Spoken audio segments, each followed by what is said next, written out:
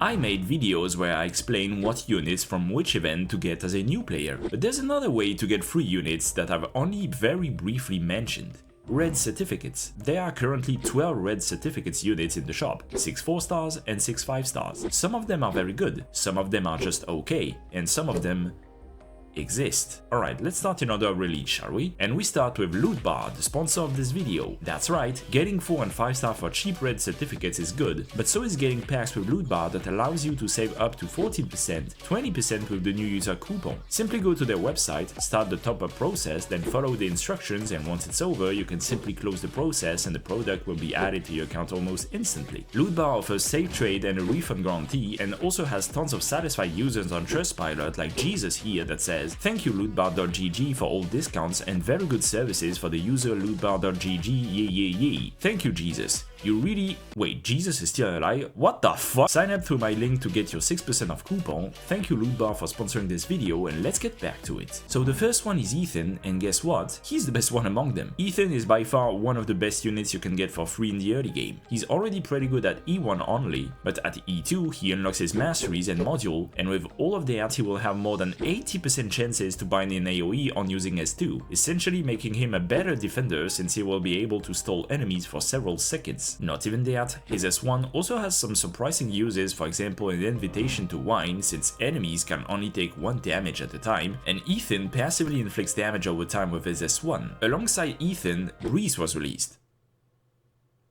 Alright, next one is Pudding. A very good unit actually. Do you need to buy her?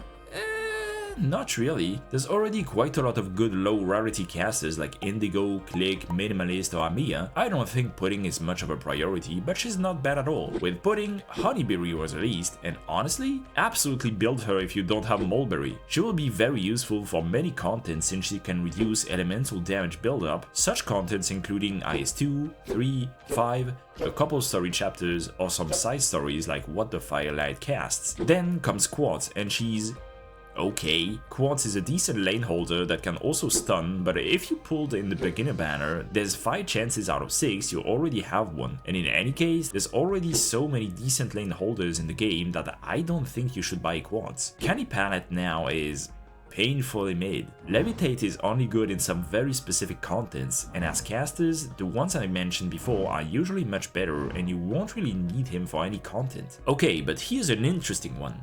Caper. For her rarity, Caper's attacks is actually decently high, and depending on how well you deploy her, you could easily surpass many entire snipers in terms of damage. She also pairs really well with Archetto in IS if you've seen my last video, and her module is surprisingly powerful for a 4 star. I would say she's a decent investment, though not one that is absolutely needed. Next is Diamante, and he's going into the Breeze tier. Then we find Contrail, who is easily my favorite. Honestly, I think Contrail is great for a new player. In the sea of either range units or melee units unable to hit air, I would say she offers a good balance between both and can be useful in many situations, either as an entire damage dealer or as an extra source of damage against ground enemies thanks to her extended range. Definitely a good investment in my opinion. Next we have Philae, and let's just say it's hard to get value from her, and 99 times out of 100 you're better off leveling up Gummy, Quora or even Beagle honestly. And now we finally reached the last 2 units released. Accord, the 4 star, is very mid. She's not that bad, but once again there are so many good free casters that it's hard to justify building her. Are there some stages where she can hit like 10 enemies at the same time?